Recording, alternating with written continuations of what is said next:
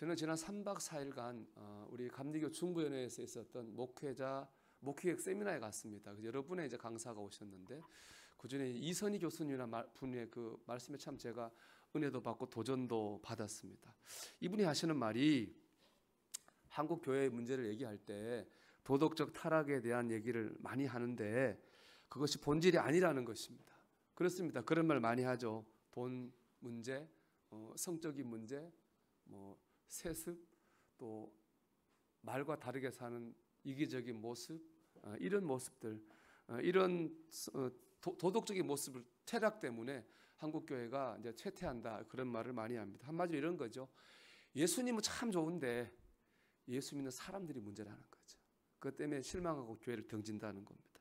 근데 이분은 그렇지 않다는 거예요. 그러면서 예를 드는 것이 유럽의 교회입니다. 유럽의 교회들도 사람 모이는 곳이니까 거기도 문제가 없지는 않겠죠. 그러나 우리나라 교회에 비하면 그런 문제가 훨씬 적다는 말, 있다는 말이 잘 안 들리잖아요. 이처럼 상대적으로 우리나라 교회보다 유럽의 교회들이 훨씬 도덕적으로 깨끗해 보임에도 불구하고 유럽의 교회들이 쇠퇴하고 있다는 거예요. 그 쇠퇴 상황도 우리보다 더 심각합니다. 여러분 뉴스에서 많이 보셨을 거예요. 예배당이 팔려서 이슬람 성전이 되고 예배당이 팔려서 술집이 됐다. 그런 거 많이 보셨을 겁니다. 만약 도덕적 타락이 문제라면은 사람에 대한 실망이 문제라면 유럽의 교회들은 쇠퇴하지 말아야 됩니다. 거기는 계속 성장을 해야 되는 것이죠. 그런데 그렇지 않잖아요. 이 참 날카로운 지적입니다. 물론 그렇다고 해가지고 도덕적 타락이 괜찮다고 하는 건 아니에요. 도덕적 타락보다도 근본적인 문제가 있다는 겁니다. 그건 뭐냐? 영적인 결핍입니다. 영적인 침체입니다. 성도들이 영적인 체험을 못하니까 영적 은혜를 공급받지 못하는 거예요. 영적으로 결핍되어 있고 영적으로 침체된 겁니다. 즉 그러니까 하나님은 좋은데 사람한테 실망해 교회를 떠나는 게 아니에요. 하나님께 실망을 한 거예요. 하나님께 실망한 거죠. 체험을 해야 되는데 하나님이 살아계시고 역사하시는 분이라는 걸 체험을 해야 되는데 이걸 못하니까 하나님께 실망한 거예요. 영적 그렇게 침체가 되어 있는 중에 사람이 보이죠. 사람의 말 한마디 그 모습이 도화선이 돼가지고 교회를 떠나게 된다는 것입니다. 생각해 보면은 한국 교회가 부흥하던 시기를 생각해 보세요. 여러분 그때는 인간적으로 잘못된 모습이 없었겠습니까? 그렇지 않을 거예요. 사람 모인 데는 다 그래요. 늘 연약하고 죄가 있어요. 그럼에도 불구하고 부흥했어요. 왜 그럴까요? 그때 뜨거운 체험이 있었거든요. 영적인 체험을 하고 공급이 있는 거예요. 그러니까 이게 우리가 뜨거운 영적 체험이 있고 은혜가 충만할 때는 사람이 잘 안 보여요. 보여도 그 영향이 제한적이에요. 그런데 은혜가 떨어지면은 사람이 보입니다. 인간의 모습이 더 크게 보이는 거예요. 즉 제가 드리고 싶은 말씀 뭐냐? 우리가 오늘 성도로서 승리하는 삶을 살기 위해 가장 중요한 건 뭐죠? 영적인 체험을 하는 거예요. 은혜를 공급받아야 된다는 거예요. 그래서 영적 능력이 강해져야 되는 거죠. 그러면 인간적으로 생기는 모든 문제를 이길 수 있는 거예요. 사람도 이기고 세상도 이길 수 있는 겁니다. 우리의 문제는 다른 데 있지 않아요. 영적인 체험을 못하고 영적인 은혜를 공급받지 못하는 결핍과 침체에 있다는 거예요. 그분이 그렇게 얘기한 데는 그분 개인적인 체험이 있어요. 이분이 서울 경신교회에서 기도를 제일 많이 하는 권사님 아들로 태어났어요. 어머니의 소원에 따라 신학교로 갔어요. 이제 독일로 유학 가서 8년 동안 유학해서 박사학위를 했습니다. 근데 이분이 유학 시절에 독일 가서 교회를 안 다녔답니다. 자기가 보니까 교회에서는 자기가 배울 인간이 없더래요. 인간에게 실망한 거죠. 교회를 안 다녔답니다. 근데 오히려 천주교인이었던 부인은 독일 가서 교회를 다녔어요. 근데 부인이 아파요. 병원 갔더니 독일의 의사들이 정신적인 병이라면 정신과 약만 주더래요. 8년을 먹었는데 안 나요. 이제 8년 돼서 신학교 교수가 돼서 한국에 들어왔어요.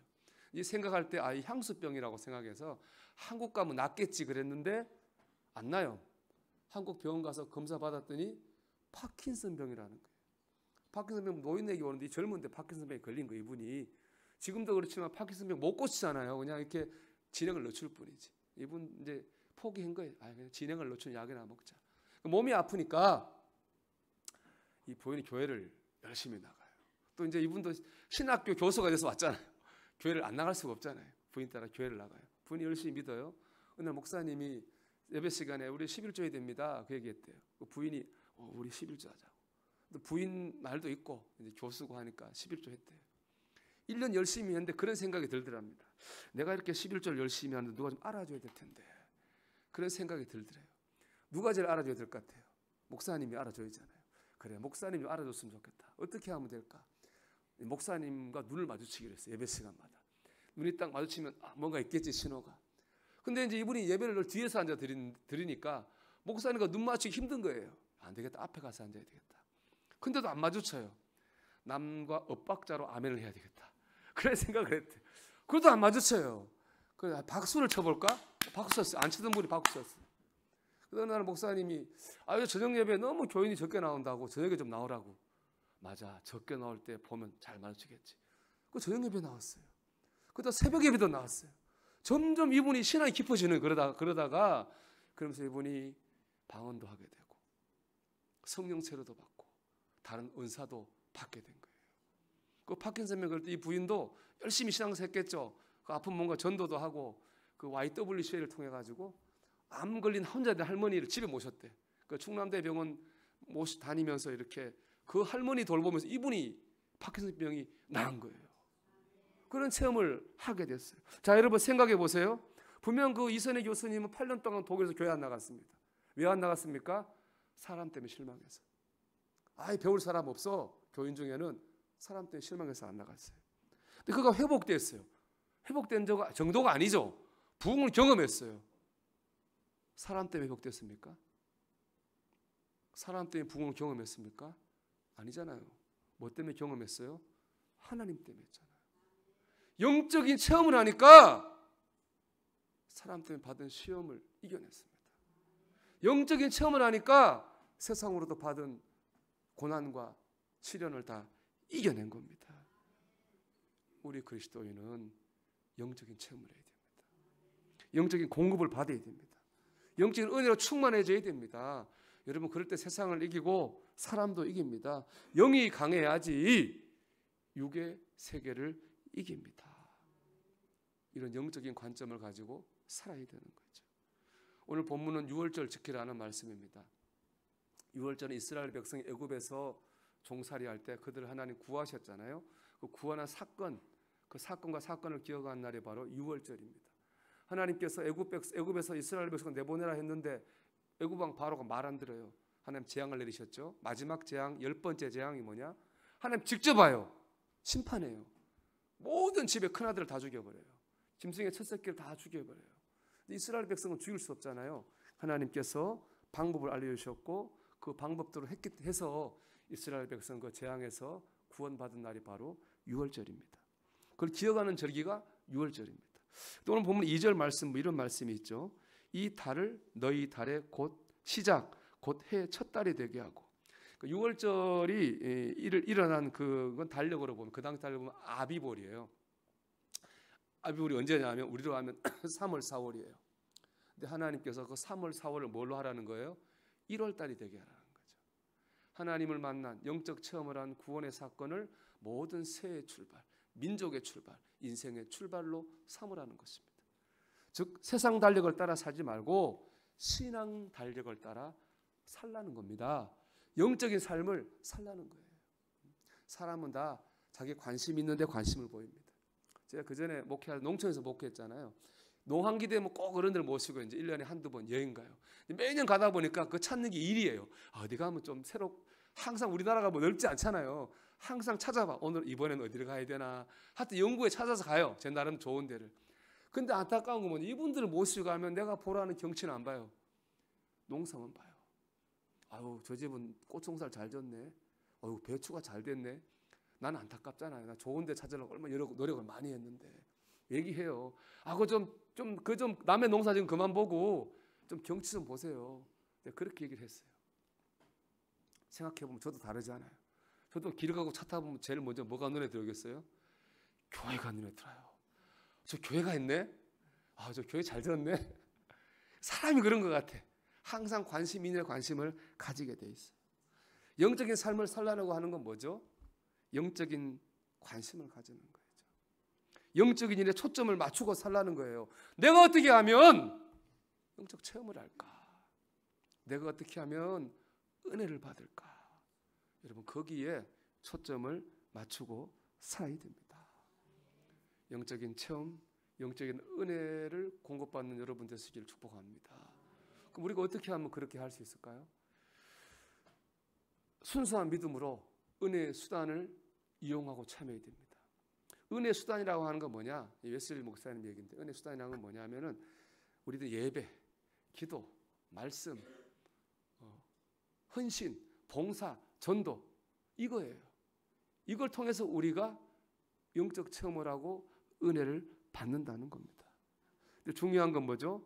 순수한 순종의 마음으로 참여해야 됩니다. 이선희 교수님이 강의 2번 했는데 계속 강조한 그거예요. 순수한 믿음으로. 자기 그랬 2번째 신앙생활 할 때 그랬다는 거예요. 목사님이 뭐 하라고 하면 그대로 했다는 거예요. 마음의 감동이 오면 그대로 했다는 거예요. 이분이 방언을 그렇게 받고 싶더래요. 그래서 이제 집에서 막 기도했는데 문 잠그고 안 되더래. 안 되겠다. 교회를 가야 되겠다. 저녁마다 교회를 갔답니다. 그래서 5달 갔대요. 5달 가니까 하나님 주시더래요. 좀 순수한 믿음 아닙니까? 여러분 그런 순수한 믿음으로 예배하고 기도하고 찬송하고 봉사하고 전도하고 헌금하고 헌신할 때 우리가 영적 체험을 하게 된다는 겁니다. 순수하게 믿는 일이 쉽지 않죠. 오늘 본문 보면은 6월절 지키는 일이 간단하지 않아요. 먼저 이제 그달 10일, 1월 10일로 치면 1월 10일에 제물로 바칠 양이나 염소를 이제 가져요. 그리고 14일, 4일 동안 보관해요. 이 기간은 뭐냐면은 자, 이 양이나 염소가 하나님께 제물로 드려야 되는데 흠이 있나 없나를 검사하는 시간. 좀 정신은 좀 이상하지 않나? 점사하는 시간이 바로 4일이에요. 그래서 이제 14일 되면은 양을 잡아요. 자, 양을 잡아가지고 가족이나 이웃들과 함께 구워 먹어야 돼요. 나는 찜을 좋아하는데, 나는 탕을 좋아하는데 안 돼요. 구워 먹어야 돼. 그리고 구워 먹을 때 항상 같이 먹는 게 있어요. 누룩을 넣지 않은 빵, 무교병, 그리고 쓴 나물과 먹어야 돼. 둘 다 맛 없는 거예요. 난 좀 맛있는 거 하고 먹고 싶은데 안 돼요. 무교병하고 쓴 나물 먹어야 돼요. 그리고 먹다가 남을 수 있잖아요. 양이 뭐 귀한 고기니까 남아요. 남으면 어떻게 되나 하면요, 그날 밤에 다 불태워 없애야 돼. 아깝다고 다음 아침에 먹어야지. 먹으면 안 돼요. 나중에 먹어야지. 남겨두면 안 돼요. 그리고 집 앞에 다 양으로 집안 대물을 피치갑에서 피를 발라야 됩니다. 그냥 그대로 다 순종해야 됩니다. 그대로 다 했더니 하나님께서 재앙에서 구원받는 큰 체험을 하게 해주셨습니다. 13절입니다. 같이 한번 읽어볼까요? 내가 애굽 땅을 칠 때에 그 피가 너희가 사는 집에 있어서 너희를 위하여 표적이 될지라. 내가 피를 볼 때에 너희를 넘어가리니 재앙이 너희에게 내려 멸하지 아니하리라. 아멘. 순수하게 하나님 하라고 한 그들이 재앙을 피하는 체험을 했어요. 저는 이거 볼 때마다 생각나는 사람이 있어요. 여호수아가 이스라엘 지도자가 되거든요. 그 지도자의 첫 번째 중심이 뭐였냐면 바로 이 경험입니다. 여호수아가 큰아들이에요. 동네에서 놀았을 거 아니에요. 뭐 애굽의 큰아들하고 놀고 막 놀았잖아요. 나도 큰아들, 너도 큰아들인데 그 다음날 자고 났더니 다른 집의 큰아들은 다 죽었어요. 나도 죽어야잖아요. 근데 나는 사는 거예요. 하나님 하라고 했더니 나와 우리 가정이 산 거죠. 이게 여호수아의 일생의 경험이 되었습니다. 놀라운 영적 체험을 하게 된 거죠. 하나님이 하라고 하신 그대로 한 거예요. 여기서 중요한 단어는 저는 이렇게 생각해요. 표적이 될지라. 하나님은 그 표적을 보고 이스라엘 백성을 재앙에서 구원하셨어요. 그 표적 때문에 구원하신 거예요. 여러분, 우리 신앙생활이 표적이 돼야 돼요. 우리 예배가 신앙을 하나님을 영적으로 체험할 수 있는 표적이 돼야 돼요. 우리 기도가, 우리 봉사가, 우리 찬송이, 우리 헌신이 하나님 그것 때문에 축복받을 수 있는 표적이 돼야 됩니다. 여러분, 이 시간 여러분 드리는 예배는 어떻습니까? 영적 체험을 할 만한 표적 같은 예배를 드리고 있습니까? 여러분, 이 예배 어떻게 준비하셨습니까? 이 시간 예배 드리는 여러분 마음의 중심은 어떻습니까? 여러분 구원에 대한 감사가 있습니까? 예배의 중심은 나를 죄에서 구원하신 은혜에 대한 감사거든요. 그거 예배되게 하는 거예요. 여러분 감사가 있습니까? 바라기는 여러분의 신앙생활이 영적 체험을 하고 은혜를 받을 만한 표적이 되기를 주의 이름으로 축원합니다. 제가 어제 속장 기도회로 저 안양에 있는 갈매산 기도원에 갔습니다. 제가 사실 기도원에 우리 속장들하고 가려고 여러 목사님과 사모님께 물어봤더니 다 그 길을 추천하더라고요. 갔더니 참 좋아요. 정말 원장님도 말씀이 너무 좋고 뭐 다 옛날 기도원지만 보니까 오직 기도만 할 수 있게 기도 참 뜨겁게 할 수 있는 그런 분위기였어요. 제가 참 좋아서 여러분 교인들과 함께 한 달에 한 번씩 갔으면 좋겠다. 주로 금요일 좋잖아요. 그래서 금요일 날 어떻게 되냐고 한번 가서 물어봤더니 금요일 철학기도 한대요. 11시에 시작해가지고 새벽 4시에 끝난대요. 너무 늦잖아요. 근데 물었어요. 우리는 한 2시나 1시에 가야 되는데 어떻게 됩니까? 그랬더니 그런 본당에 들어가지 말고 유아실에서 기도하라는 거예요. 유아실에서 기도할 거면 기도는 뭐하러 갑니까? 갈 필요가 없지. 근데 참 듣고 보니까 그 말이 너무 은혜가 맞아요. 그래야 되는 거잖아요. 철학기도는 그게 철학기도죠. 그렇죠? 중간에 나오면 철학기도 아니잖아요. 더 저는 그런 게 표적이 있는 신앙생활이죠. 참 은혜가 됐어요. 우리가 금요일은 못 갈 것 같고 여러분하고 같이 내가 토요일은 참 좋았어요. 가서 기도하고 한번 토요일 날 매월 첫째 주 토요일 날 원하는 분들과 함께 기도하러 가려고 합니다. 여러분 원하시면 가면 참 좋겠다고 생각하고 이거 중요한 게 있어요. 가고 안 가고 여러분 자유인데 이건 중요한 거 하나 있어요. 시간 나면 가겠다. 여러분 그런 생각하지 마세요. 시간 나면 가겠다. 물론 그래도 은혜 받을지 모르지만 그런 거 가지고는 그런 기도는 표적이 못 돼요. 내가 은혜 받고 싶으면 어떻게 됩니까? 시간을 내서 가야 되는 거예요. 시간을 내서 드리는 기도가요 표적이 되는 기도입니다. 신앙생활을 다 그렇습니다. 예배도 그렇고요. 헌금도 그렇죠. 돈 남아서 헌금하는 사람 누가 있어요? 어렵지만 구별해서 하는 거죠. 봉사도 그렇죠. 내가 잘하고 취미가 맞아서 하는 봉사가 있나요? 필요하니까. 하나님 나를 써주세요. 나 잘 못하지만, 나 능력 없지만, 나 부족하지만 그래도 하나님 원하시면 내가 여기 있습니다. 그게 봉사죠. 그게 바로 표적이 있는 신앙 생활인 줄 믿습니다. 하나님은 그런 표적을 보시고 영적 체험을 하게 하시고 은혜를 주시는 거예요. 알래스카 요셉이라 불리는 분이 있습니다. 김춘근이라는 장로님인데 이분은 20대 미국 가서 페퍼다인이라는 대학에 108대1의 경쟁을 뚫고 교수가 되었습니다. 최고 교수상도 받았어요. 30대 장로가 될 정도로 믿음도 좋았어요. 37살에 병원 갔더니 간경화의 간암으로 못 고친다. 그런 사형 선고를 받은 거예요. 시리에 빠졌죠 당연히. 그러다가 안 되겠다. 하나님께 매달려야 되겠다. 알래스카에서 산기도를 갔답니다. 그래서 내가 하나님께 응답 안 받으면 안 내려올 거야. 그래서 그 산에서 계속 기도했대요. 6일째 되는 날 밤에 주님이 나타나서 말씀하시더래요. 야, 너 몸이 아픈 게 문제가 아니라 내 독소가, 영혼의 독소가 너 영혼을 죽이고 있어. 그런 말씀 주시더라고요. 그러면서 환상을 보여주시는데 거기에 자기의 죄가 쫙 있더랍니다.